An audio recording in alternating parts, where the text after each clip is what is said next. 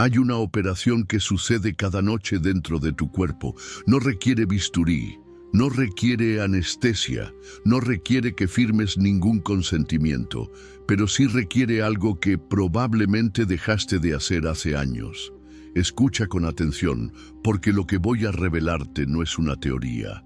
Es un mecanismo biológico que la ciencia moderna tardó 3 milenios en redescubrir. Un protocolo que los antiguos griegos ejecutaban en templos de piedra, mientras los enfermos dormían sobre pieles de animales sagrados. Un código que un farmacéutico francés descifró por accidente en 1910, mientras observaba cómo sus pacientes sanaban sin medicinas. Tu dolor crónico, tu fatiga inexplicable, esa niebla mental que arrastras desde que dejaste de dormir como dormías cuando eras niño. No son sentencias, son mensajes. Mensajes de un cuerpo que olvidó cómo activar su arquitectura curativa. Mensajes de células que esperan cada noche una orden que nunca llega. Mensajes de un sistema de reparación tan sofisticado que hace parecer primitiva cualquier intervención médica moderna. En 2012, una neurocientífica danesa descubrió por accidente una red de tuberías microscópicas en el cerebro humano. Tuberías que solo se abren cuando duermes profundamente. Tuberías que lavan cada célula cerebral de las toxinas acumuladas durante el día. La comunidad científica la llamó el descubrimiento más importante de la neurociencia del siglo XXI. Pero en las ruinas de Epidauro, Grecia, hay inscripciones de hace 2500 años que describen exactamente el mismo proceso. Los sacerdotes lo llamaban el río del olvido que cura. En 2017, 3 científicos ganaron el premio Nobel por descubrir que el 43% de tu ADN está controlado por un reloj molecular. Un reloj que dicta cuándo tus células se reparan, cuándo se dividen, cuándo mueren y cuándo renacen. Un reloj que tiene ventanas específicas de regeneración para cada órgano. Un reloj que se apaga por completo si duermes menos de 6 horas. Pero en los templos de Asclepio, los enfermos ayunaban antes de dormir. No por fe, porque sabían que el estómago vacío sincroniza algo dentro del cuerpo que permite la curación. Lo que estás a punto de escuchar no es un libro de autoayuda, es un manuscrito de reconstrucción biológica. Al finalizar este audio, no habrás aprendido a dormir mejor. Habrás comprendido que cada noche tu cuerpo ejecuta un protocolo de regeneración celular tan poderoso que la medicina occidental apenas está empezando a cartografiarlo. Habrás descubierto por qué los antiguos construían templos enteros dedicados exclusivamente al sueño. Habrás recibido el decreto exacto que los sacerdotes pronunciaban antes de que los enfermos cerraran los ojos. Y esta noche, por primera vez en quizás décadas, le darás a tu cuerpo la orden que ha estado esperando. Pero antes de revelarte el protocolo, necesitas entender cómo se perdió. Necesitas viajar conmigo a una excavación arqueológica en el sur de Grecia. Año 1883. Un arqueólogo francés acaba de desenterrar algo que cambiará todo lo que creíamos saber sobre la medicina antigua. Y lo que encontró grabado en esas piedras hizo que los académicos de su época intentaran silenciarlo. Capítulo 1. El hallazgo prohibido. El sol caía sobre las colinas del Peloponeso cuando Charles Cabbadias limpió el polvo de la primera tablilla. Llevaba 3 semanas excavando en Epidauro, un sitio que los lugareños evitaban por las noches. Decían que los fantasmas de los antiguos enfermos aún vagaban entre las ruinas, buscando la curación que no encontraron en vida. Cabbadias no creía en fantasmas, creía en evidencia, y la evidencia que sostenía entre sus manos desafiaba todo lo que la medicina moderna afirmaba sobre el pasado. Era una estela de piedra caliza. Uno de los yamata, los registros de curación que los sacerdotes del templo de Asclepio grababan meticulosamente. Cada tablilla contenía testimonios, nombres, enfermedades y resultados que Cavadias leyó 3 veces antes de aceptar que estaban realmente escritos. Un hombre llamado Alcetas había llegado al templo ciego de un ojo. Después de 3 noches durmiendo en el Abatón, el dormitorio sagrado, despertó viendo con ambos ojos. La inscripción detallaba que durante el sueño el dios Asclepio se le había aparecido y había tocado su párpado con un bastón de serpiente. Una mujer llamada Ambrosia había llegado paralizada de una pierna. Después de 5 noches en el templo, caminó sin ayuda hasta el altar para ofrecer su gratitud. El registro describía que en sueños el dios había abierto su carne y extraído algo oscuro de su articulación. Un niño llamado Pandaro había llegado con marcas en la frente que los médicos de su ciudad no podían curar. Después de una sola noche, despertó con la piel limpia. Cavadias encontró docenas de estas tablillas, luego cientos. Testimonios grabados en piedra durante casi 1000 años de operación continua del templo. Ceguera revertida, parálisis sanada, tumores desvanecidos, heridas cerradas, infertilidad curada. Todo durante el sueño. La práctica tenía un nombre, enkoimesis, el sueño sagrado, y no era exclusiva de Epidauro. Había templos de Asclepio en toda Grecia, en las islas del Egeo, en las costas de Turquía, en Sicilia y en el norte de África. Miles de personas viajaban cientos de kilómetros para participar en el ritual. El procedimiento estaba estandarizado. Primero, el peregrino enfermo debía purificarse. Ayunaba durante al menos un día completo. Se bañaba en las fuentes sagradas del templo. Ofrecía sacrificios. Algunos templos exigían abstinencia sexual durante semanas antes de la incubación. Luego, al caer la noche, los sacerdotes guiaban al enfermo hasta el Abatón. Era una estructura larga y oscura, rodeada de columnas, donde solo entraban quienes buscaban curación. El suelo estaba cubierto de pieles de animales sacrificados. No había ventanas. No había antorchas una vez que comenzaba el ritual. El sacerdote pronunciaba una serie de palabras, un decreto, una orden dirigida tanto al enfermo como a la divinidad que se esperaba que lo visitara durante la noche. Y luego, silencio absoluto. El enfermo dormía, a veces una noche, a veces semanas, a veces meses, esperando que el dios se manifestara en sus sueños y realizara la curación. Cuando Cavadias presentó sus hallazgos a la Academia Francesa, la recepción fue hostil. Era el siglo XIX. La medicina se enorgullecía de haber superado las supersticiones del pasado. Los templos de Asclepio fueron descartados como fraudes elaborados, placebos primitivos, sugestión masiva aprovechada por sacerdotes corruptos que extraían dinero de los desesperados. Los testimonios grabados en piedra fueron catalogados como exageraciones, delirios o directamente mentiras. Nadie preguntó por qué estos templos operaron continuamente durante casi 1000 años si no producían resultados. Nadie preguntó por qué los enfermos viajaban desde los confines del mundo conocido, arriesgando sus vidas en caminos peligrosos para dormir en un edificio de piedra.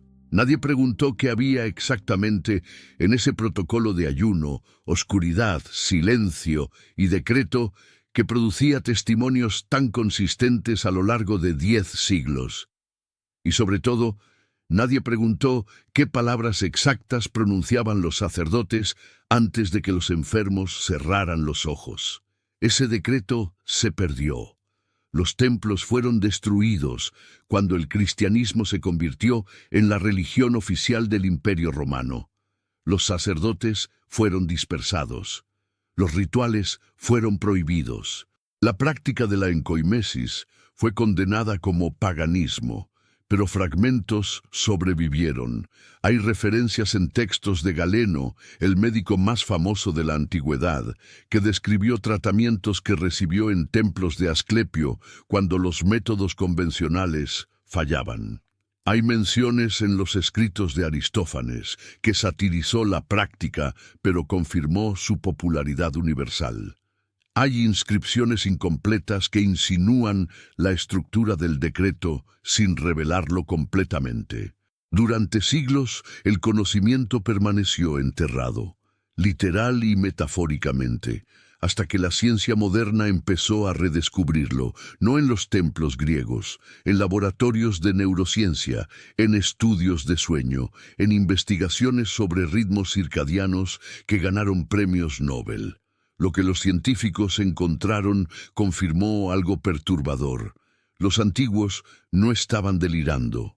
Sabían exactamente lo que estaban haciendo. Sabían que el cuerpo tiene un sistema de reparación que solo se activa durante el sueño profundo.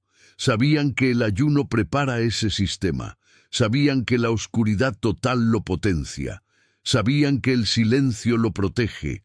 Y sabían algo más. Algo que la ciencia moderna apenas está empezando a comprender. Sabían que el subconsciente necesita una orden, una instrucción verbal específica, un decreto que le diga al cuerpo exactamente qué reparar. Pero lo que los sacerdotes nunca revelaron públicamente, lo que nunca grabaron completamente en piedra, lo que se llevaron a sus tumbas cuando los templos fueron destruidos, fue el texto exacto de ese decreto. Fue necesario que pasaran 2000 años. Fue necesario que un farmacéutico francés observara algo extraño en sus pacientes. Fue necesario que neurocientíficos daneses inyectaran tinte fluorescente en cerebros de ratones dormidos. Fue necesario que genetistas estadounidenses descifraran el código del reloj molecular, para que finalmente pudiéramos reconstruir lo que se perdió. Y esa reconstrucción comienza con un descubrimiento que ocurrió hace apenas 12 años en un laboratorio de Rochester, Nueva York. Un descubrimiento tan fundamental que reescribió todo lo que creíamos saber sobre por qué dormimos. Un sistema de tuberías microscópicas que permanece cerrado durante el día, pero que se abre cada noche cuando cierras los ojos para lavar tu cerebro de veneno. Capítulo 2. La tubería olvidada. Cierra los ojos un momento. Siente cómo tu cabeza descansa contra lo que sea que te esté sosteniendo ahora mismo. Siente el peso de tu cráneo, la densidad de ese órgano de 1,5 kilos que llevas dentro. Ahora imagina esto. Dentro de ese espacio oscuro y protegido hay 86,000 millones de neuronas, cada una conectada con otras miles. Cada una disparando señales eléctricas cientos de veces por segundo, cada una consumiendo energía, procesando información, generando residuos. Durante cada hora que pasas despierto, tus neuronas producen desechos metabólicos, proteínas mal plegadas, fragmentos celulares, moléculas oxidadas que ya no sirven para nada excepto para acumularse. Una de esas proteínas tiene un nombre que quizás hayas escuchado. Beta-amiloide. Es la sustancia que se acumula en los cerebros de pacientes con Alzheimer. La sustancia que forma las placas que destruyen la memoria. La sustancia que los neurólogos consideran una de las principales causas de la demencia. Tu cerebro produce beta-amiloide todos los días, cada día de tu vida. No porque estés enfermo, porque está vivo. Es un subproducto natural del metabolismo neuronal. Como el dióxido de carbono es un subproducto de la respiración. La pregunta que nadie podía responder era cómo el cerebro se deshace de ella. El resto de tu cuerpo tiene un sistema linfático, una red de vasos y ganglios que recoge los desechos celulares y los transporta hacia los órganos de eliminación. Hígado, riñones, intestinos, pero el cerebro no tiene sistema linfático, al menos eso creíamos. En el año 2012, una neurocientífica danesa llamada Maiken Nedergaard estaba estudiando el flujo de líquido cefalorraquídeo en ratones. No buscaba nada revolucionario. Era investigación básica. Curiosidad científica sobre cómo se movían los fluidos dentro del cráneo. Lo que encontró cambió la neurociencia para siempre.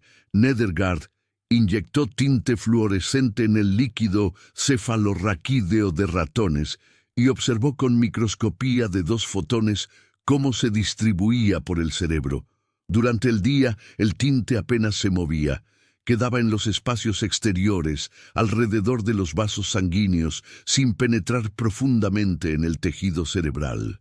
Pero cuando los ratones se dormían, algo extraordinario ocurría. El tinte empezaba a fluir, se derramaba entre las células, inundaba los espacios intersticiales, penetraba hasta las regiones más profundas del cerebro, como una marea que sube, y luego salía, llevándose consigo las proteínas acumuladas, el beta-amiloide, la tau, todos los desechos metabólicos del día.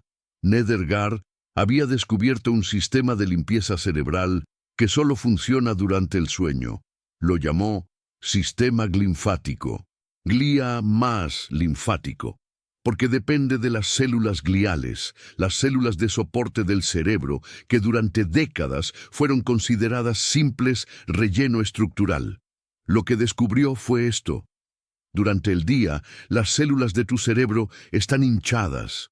Ocupan casi todo el espacio disponible. Los canales entre ellas son estrechos, casi inexistentes. El líquido cefalorraquídeo apenas puede penetrar.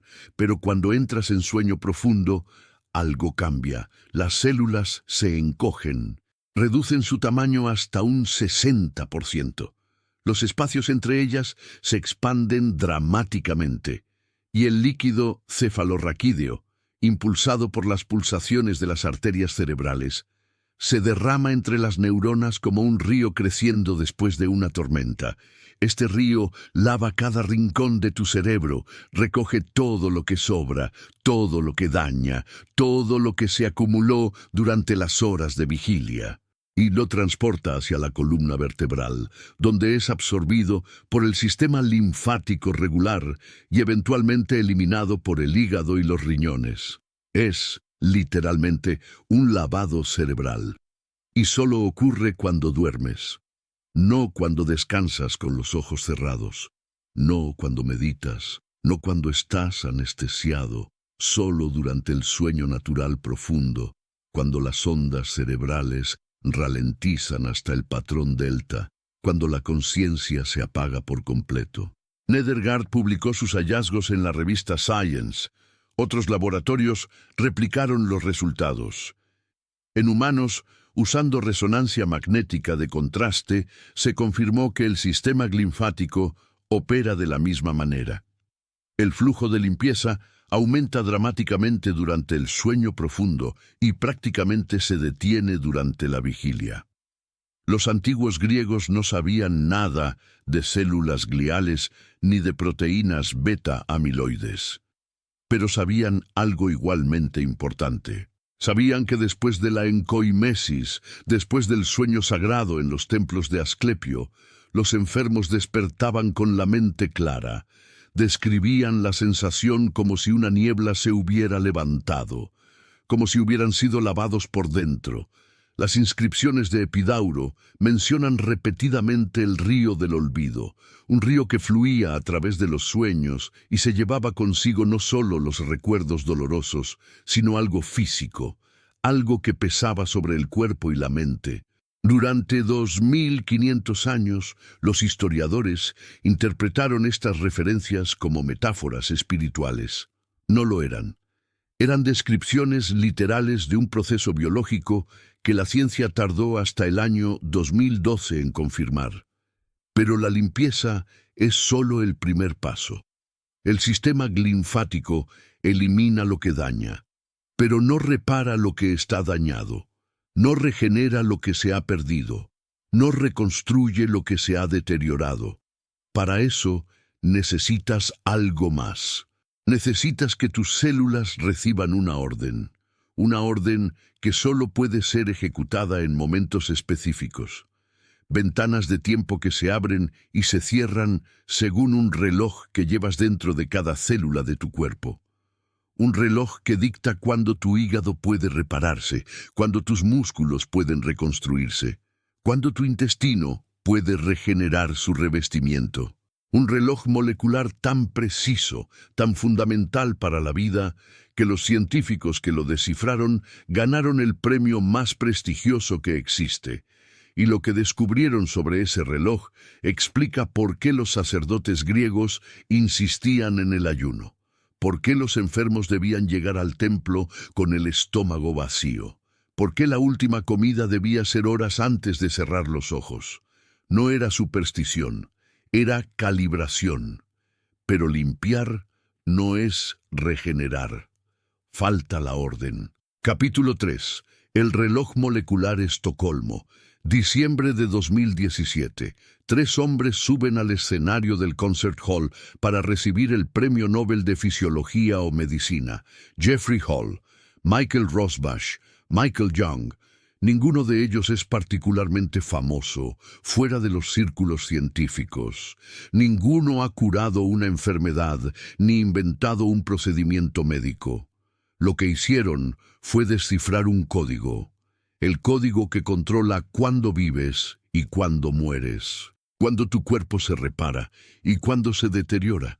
Cuando tus células se dividen y cuándo dejan de hacerlo. El código del reloj circadiano. La historia comienza en los años 70, cuando estos científicos empezaron a estudiar moscas de la fruta. Buscaban entender por qué los organismos tienen ritmos, por qué dormimos de noche y despertamos de día, por qué el metabolismo fluctúa, por qué ciertas funciones corporales ocurren a horas específicas. Lo que encontraron dentro de las moscas estaba también dentro de nosotros. Encontraron genes con nombres técnicos que no necesitas memorizar. Period, timeless, clock, cycle. Genes que se encienden y se apagan en ciclos de 24 horas con una precisión asombrosa. La mecánica funciona así. El gen clock produce una proteína durante el día. Esta proteína se acumula gradualmente dentro de la célula. Cuando alcanza cierta concentración, activa otros genes. Estos genes producen proteínas que inhiben al gen clock original. La producción se detiene. Las proteínas inhibidoras se degradan lentamente. Cuando desaparecen, el gen clock vuelve a activarse. El ciclo se repite.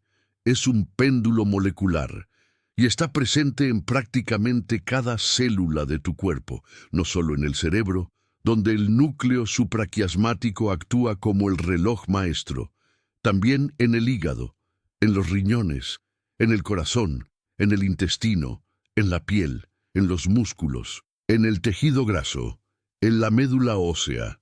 Cada órgano tiene su propio reloj celular y cada órgano tiene su propia ventana de reparación. Los estudios de expresión genética revelaron algo que ningún científico anticipaba. El 43% de los genes humanos están bajo control circadiano. Casi la mitad de tu ADN funciona diferente dependiendo de la hora del día. Los genes de reparación del ADN se activan principalmente durante la noche. Los genes de división celular tienen picos en momentos específicos. Los genes que producen enzimas digestivas se encienden cuando esperas comer. Los genes que regeneran tejido muscular se activan durante las primeras horas de sueño. Tu cuerpo no es una máquina que funciona igual todo el tiempo. Es una orquesta que toca diferentes melodías según la hora. Y si interrumpes esa orquesta, si la obligas a tocar la melodía incorrecta en el momento incorrecto, el resultado es deterioro. Los estudios epidemiológicos lo confirmaron. Trabajadores nocturnos tienen mayor incidencia de cáncer, diabetes, enfermedades cardiovasculares y deterioro cognitivo.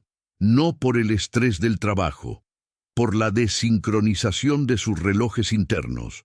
Personas que duermen menos de 6 horas por noche muestran expresión reducida de genes de reparación. Sus células literalmente no reciben la señal de mantenerse. Personas con jet lag crónico, como pilotos y tripulación de vuelo, muestran envejecimiento acelerado en múltiples biomarcadores. El reloj no perdona. Ahora entiéndeme algo crucial. Los griegos no sabían nada de genes. No sabían que el hígado se regenera entre las 11 de la noche y las 3 de la madrugada. No sabían que el intestino repara su mucosa entre la 1 y las 5. No sabían que los genes de reparación muscular alcanzan su pico entre las 10 de la noche y las 2. Pero sabían que el ayuno antes de la encoimesis era obligatorio, y ahora sabemos por qué. Cuando comes, especialmente cuando comes tarde en la noche, envías una señal a los relojes periféricos de tu cuerpo. Les dices que es hora de trabajar, de digerir, de metabolizar, de almacenar. Esta señal desincroniza los relojes de tus órganos con el reloj maestro del cerebro. Tu cerebro dice que es hora de dormir. Tu hígado dice que es hora de procesar nutrientes. Tu intestino dice que es hora de absorber. Tu páncreas dice que es hora de producir insulina. El conflicto resultante sabotea la reparación nocturna. Cuando ayunas durante varias horas antes de dormir, todos los relojes se alinean. El silencio metabólico permite que la sinfonía de reparación se ejecute sin interferencia. Los sacerdotes de Epidauro exigían que los peregrinos ayunaran al menos desde el mediodía, antes de la incubación nocturna. Los más rigurosos pedían ayunos de varios días. No era mortificación religiosa, era calibración biológica, pero incluso con el sistema linfático funcionando, incluso con los relojes sincronizados, falta algo. Falta la instrucción. El cuerpo tiene la maquinaria de reparación, tiene las ventanas de tiempo, tiene los genes correctos, listos para activarse, pero necesita una orden. Una orden que le diga específicamente qué reparar. Una orden que dirija los recursos de regeneración hacia los sistemas que más lo necesitan. Una orden que priorice entre los miles de pequeños deterioros que acumulamos cada día. Y esa orden, como descubrió un farmacéutico francés en 1910, puede ser programada. Pero incluso con el reloj sincronizado, falta la instrucción final. Capítulo 4. La muerte celular y el renacimiento. Detente un momento. Mientras escuchas estas palabras, algo está ocurriendo dentro de ti. No lo sientes, no lo percibes, pero está sucediendo. 50 millones de células de tu cuerpo están muriendo ahora mismo. Células que han cumplido su función, células que están dañadas, células que portan errores genéticos. Células que simplemente han llegado al final de su ciclo, están muriendo mientras respiras y están siendo reemplazadas. Nuevas células naciendo de la división de sus vecinas, nuevas células emergiendo de nichos de células madre, nuevas células que tomarán el lugar de las que se fueron.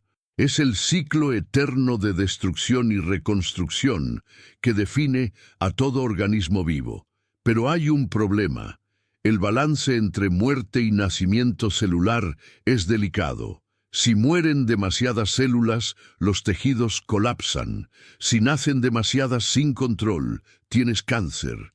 Si las células equivocadas mueren, pierdes funciones críticas. Si las células equivocadas sobreviven, acumulas daño.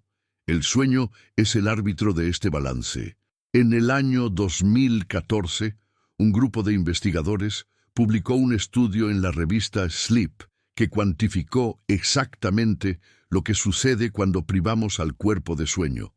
Usaron ratones, no por crueldad, sino porque los ratones comparten con nosotros los mismos mecanismos básicos de sueño y reparación celular. Mantuvieron a un grupo de ratones despiertos durante 10 días consecutivos. No privación total. lo cual es letal en pocos días, sino restricción severa. Pocas horas de sueño fragmentado. Lo que muchas personas hacen voluntariamente durante semanas o meses de sus vidas. Luego midieron el daño. En el intestino, la muerte celular aumentó 530%, más de 5 veces la tasa normal. Las células del revestimiento intestinal, que normalmente se renuevan cada pocos días, morían más rápido de lo que podían ser reemplazadas. En el hígado, el daño fue de 247%. En los pulmones, 166%.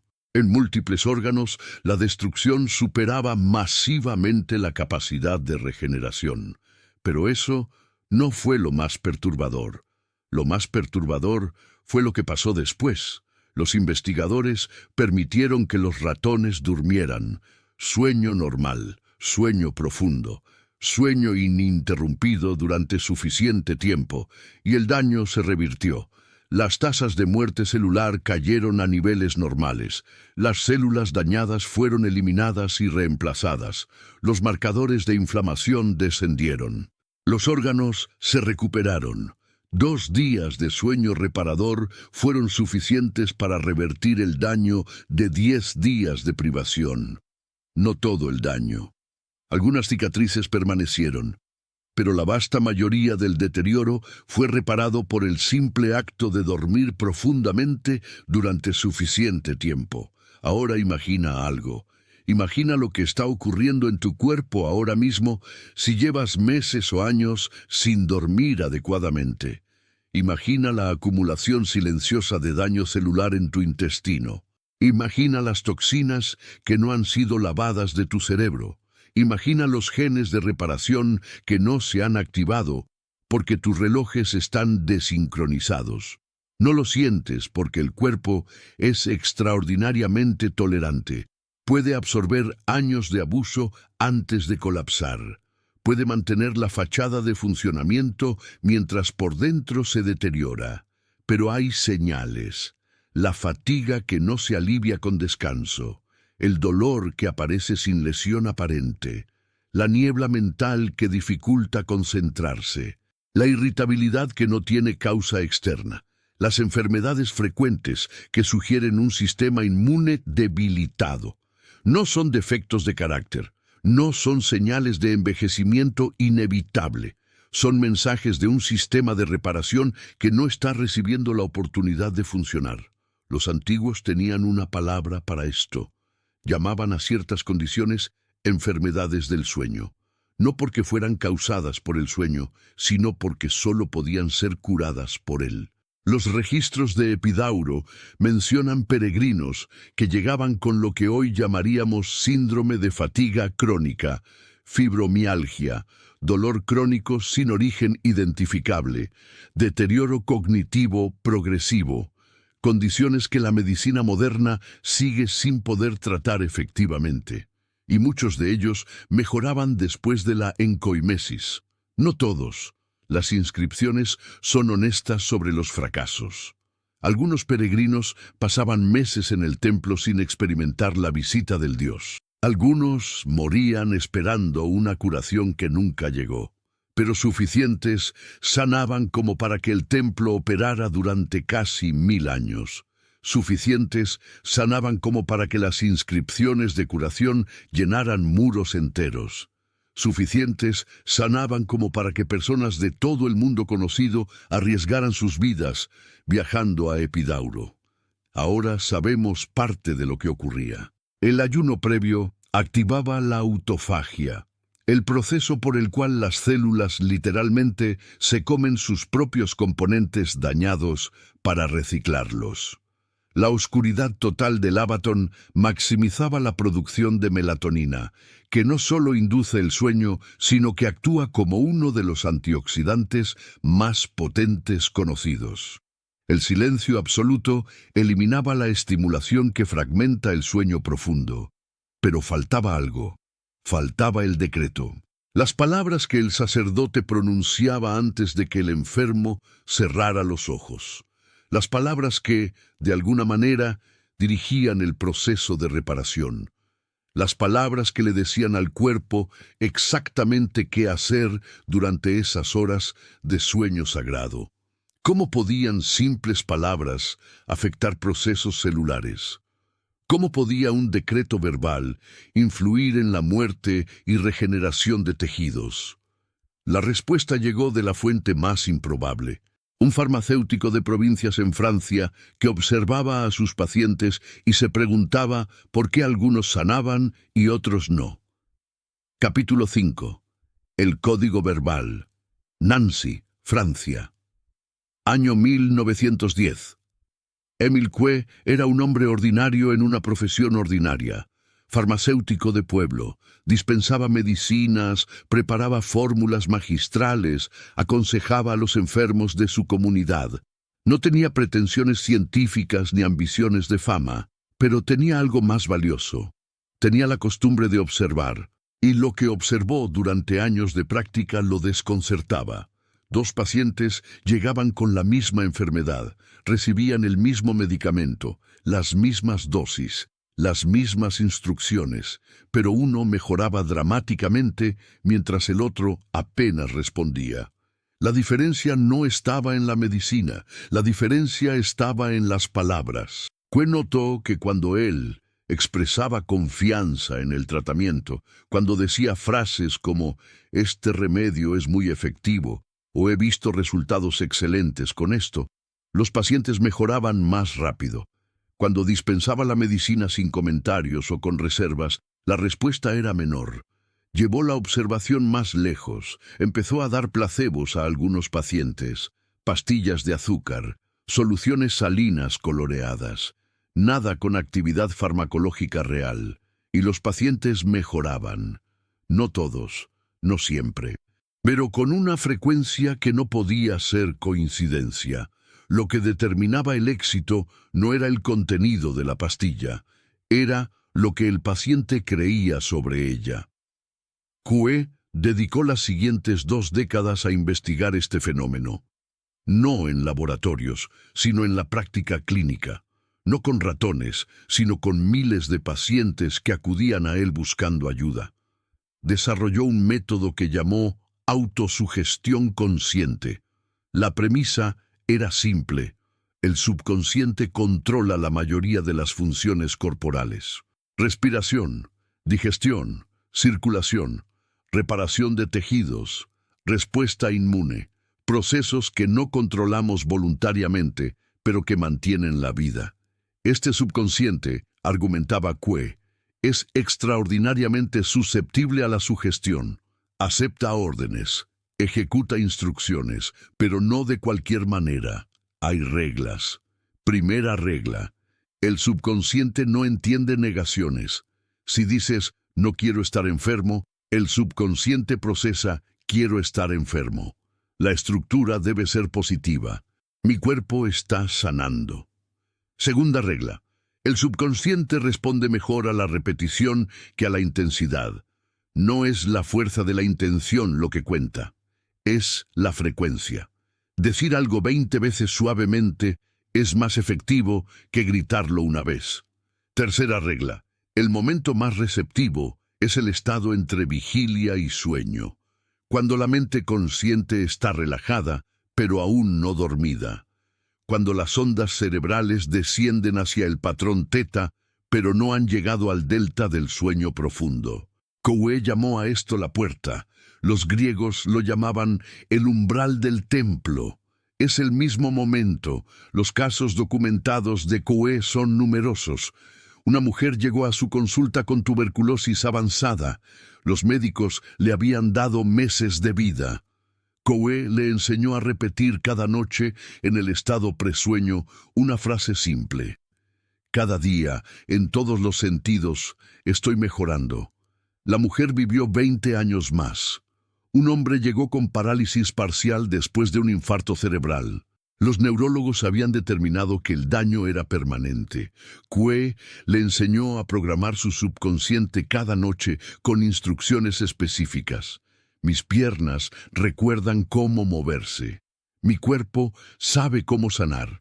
Recuperó la movilidad completa en 4 meses. Una niña llegó con eczema severo que no respondía a ningún tratamiento.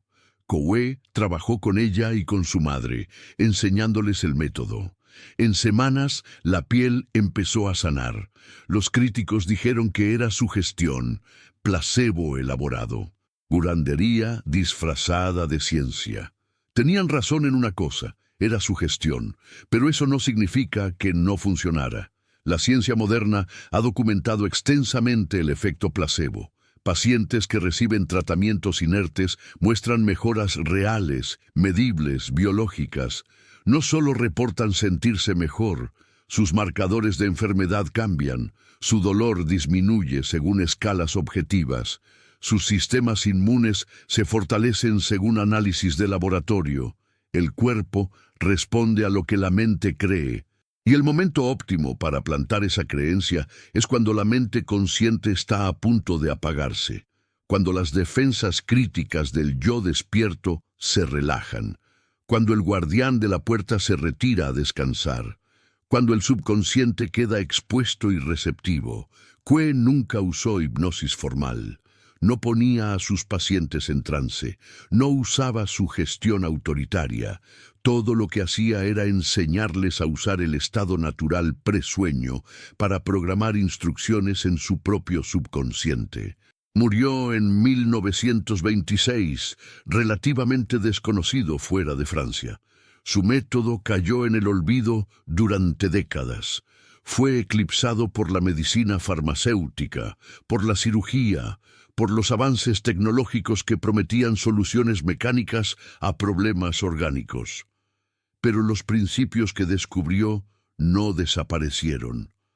Los psicólogos del sueño confirmaron que el estado hipnagógico, el umbral entre vigilia y sueño, es un período de extraordinaria plasticidad mental. Las ondas teta que caracterizan este estado están asociadas con creatividad aumentada, susceptibilidad a la sugestión y acceso a memorias normalmente inaccesibles.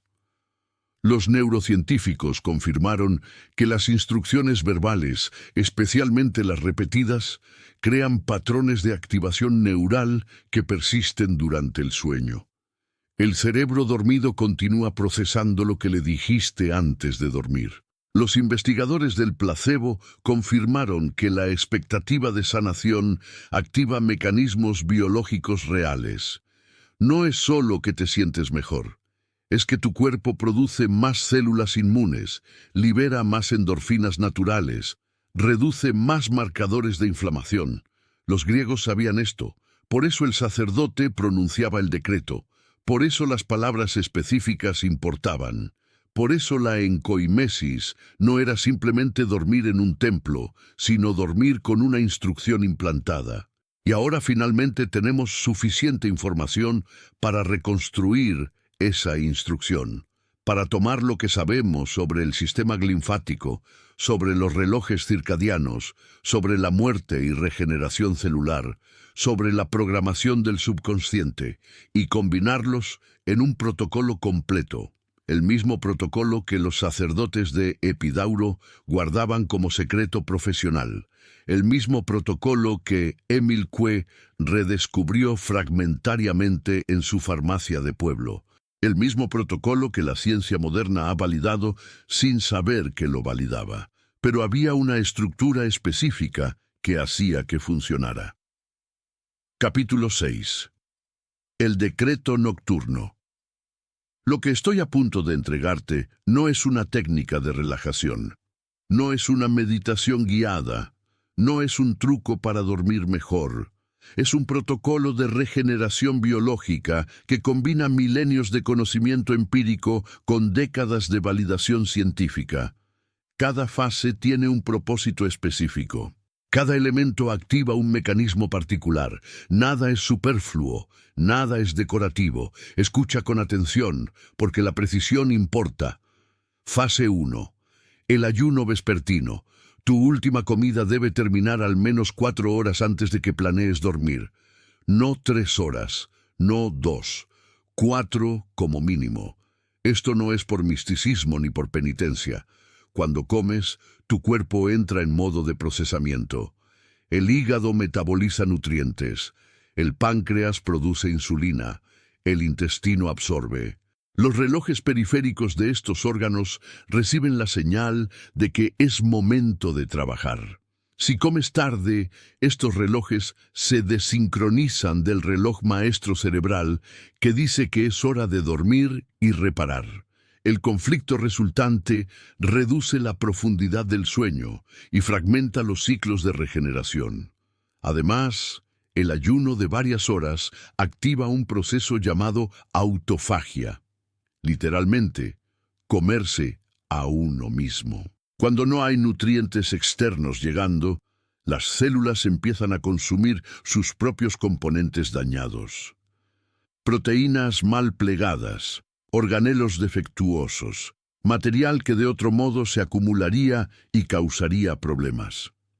Los sacerdotes griegos exigían ayuno de al menos 12 horas antes de la incubación. No tenemos que llegar a ese extremo, pero 4 horas de estómago vacío antes de dormir son el mínimo para alinear los relojes y activar la autofagia inicial. Fase 2. El ritual de desconexión. 30 minutos antes de la hora en que planeas dormir, elimina toda luz artificial de tu entorno. Toda. No solo la brillante, cualquier luz que no sea de vela o de fuego. La melatonina, la hormona que induce el sueño profundo, se suprime con la exposición a luz, especialmente la luz azul que emiten las pantallas electrónicas. Pero cualquier luz artificial interfiere. La producción de melatonina comienza cuando tus ojos detectan oscuridad. Tarda aproximadamente 30 minutos en alcanzar niveles suficientes para inducir sueño profundo genuino. Pero la melatonina hace más que inducir sueño. Es uno de los antioxidantes más potentes conocidos. Cruza la barrera hematoencefálica, algo que la mayoría de los antioxidantes no pueden hacer. Protege el ADN de daño oxidativo durante las horas de reparación nocturna. Potencia la actividad del sistema linfático. Los templos de Asclepio eran oscuros. No había ventanas en el Abatón. No había antorchas una vez que comenzaba la incubación. La oscuridad total era parte del protocolo, no un efecto secundario de la arquitectura antigua. Durante estos 30 minutos, también elimina la estimulación mental. Nada de trabajo, nada de discusiones, nada de contenido que active el modo de alerta. Permítele a tu sistema nervioso descender del estado simpático de activación al estado parasimpático de recuperación. Fase 3. El decreto verbal. Este es el componente que se perdió. Cuando estés en cama, en oscuridad total, con el cuerpo relajado pero la mente aún despierta, pronuncia las siguientes palabras. En voz alta, si estás solo. En silencio, si compartes espacio con alguien. No las pienses simplemente, articúlalas. El acto de formular las palabras, aunque sea mentalmente, activa regiones cerebrales diferentes a simplemente tener un concepto vago. El decreto tiene una estructura específica. Primero, la orden de limpieza. Durante este sueño, mi sistema linfático se abre completamente. El líquido cefalorraquídeo fluye a través de cada región de mi cerebro, recogiendo y eliminando todas las toxinas acumuladas. Mi cerebro se limpia de toda sustancia que no le pertenece. Segundo, la orden de sincronización. Todos los relojes de mi cuerpo se alinean. Mi hígado, mi intestino, mis músculos, mi corazón, todos mis órganos reconocen que es hora de repararse. Los genes de regeneración se activan en su secuencia perfecta. Tercero, la orden de reparación específica. Aquí debes ser preciso. Si hay un área de tu cuerpo que necesita atención particular, nómbrala. Mi columna vertebral recibe energía de regeneración. Mi sistema digestivo restaura su revestimiento. Mi sistema inmune fortalece sus defensas. Sé específico. El subconsciente responde a instrucciones claras. Cuarto, la transformación del dolor. Si experimentas dolor crónico, incluye esto. Cada señal de dolor que mi cuerpo envía durante este sueño se convierte en señal de curación. El dolor no es mi enemigo, es mensajero, y esta noche el mensaje es recibido y atendido. Quinto, la declaración de resultado. Al despertar, mi arquitectura interna está restaurada. Me levanto con energía renovada, claridad mental y un cuerpo que ha completado su protocolo de regeneración. Repite el decreto completo 3 veces, no con urgencia, no con desesperación, con la calma certeza de quien sabe que está dando una orden que será ejecutada. Luego, suéltalo. No te aferres a las palabras, no intentes controlar el proceso. Has dado la instrucción. Ahora confía en que el subconsciente la ejecutará mientras duermes. Fase 4. El sueño profundo ininterrumpido. Necesitas un mínimo de 7 horas, idealmente 8, no 6, no 5:30 más una siesta, 7 horas continuas de sueño en oscuridad. El sueño profundo, el que activa el sistema linfático y permite la máxima regeneración celular, ocurre principalmente en los primeros ciclos de la noche. Si te acuestas a medianoche, ya has perdido la ventana óptima que ocurre entre las 10 de la noche y las 2 de la madrugada. Los templos de Asclepio comenzaban la incubación al atardecer. Los peregrinos dormían con la caída del sol, no a la medianoche después de horas de entretenimiento. Tu habitación debe estar fresca. La temperatura corporal desciende naturalmente durante el sueño profundo. Un ambiente fresco facilita este descenso. Un ambiente cálido lo dificulta y fragmenta el sueño. No debe haber ruido, ni ruido constante ni intermitente. El cerebro dormido sigue procesando estímulos auditivos. Cada sonido que registras reduce la profundidad del sueño, aunque no despiertes conscientemente. El abatón de Epidauro estaba aislado, lejos del bullicio del templo, lejos de los peregrinos que esperaban su turno. El silencio era sagrado porque el silencio era necesario. Este es el protocolo completo. Ayuno, oscuridad, decreto, sueño. 4 elementos que los griegos practicaban hace 2500 años.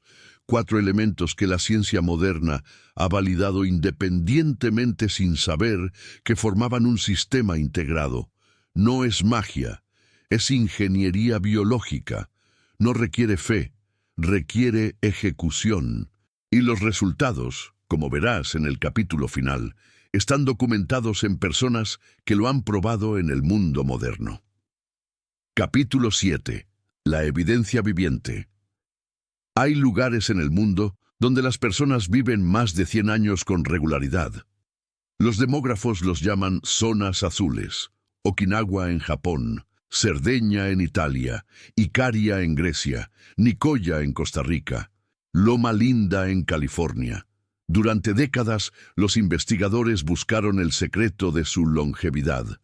Analizaron dietas, estudiaron genética, midieron niveles de actividad física, examinaron estructuras sociales, encontraron múltiples factores: alimentación basada en plantas, comunidades conectadas, propósito de vida claro, actividad física moderada pero constante. Pero un factor aparecía consistentemente que recibió menos atención: el sueño. Los habitantes de las zonas azules duermen más que el promedio occidental. 8 horas como norma, 9 como aspiración. Siestas cortas en la tarde que complementan el sueño nocturno. Y no solo duermen más, duermen diferente. Tienen rituales nocturnos, momentos de transición entre la actividad del día y el descanso de la noche. Cenas tempranas, a menudo antes de las 6 de la tarde. Pocas o ninguna pantalla después del anochecer. Oscuridad natural que señala al cuerpo que es hora de prepararse para dormir. No es genética privilegiada, es protocolo. El mismo protocolo que los griegos codificaron en sus templos de Asclepio. Hay casos contemporáneos más específicos. Una mujer de 47 años en Barcelona llevaba 15 años con diagnóstico de fibromialgia, dolor crónico generalizado, fatiga debilitante, niebla mental. Había probado medicamentos, terapias físicas, dietas, suplementos. Nada funcionaba sostenidamente. Empezó a aplicar el protocolo, no porque creyera en él, sino porque había agotado las opciones convencionales. El primer mes notó cambios sutiles. Dormía más profundamente, despertaba menos veces durante la noche.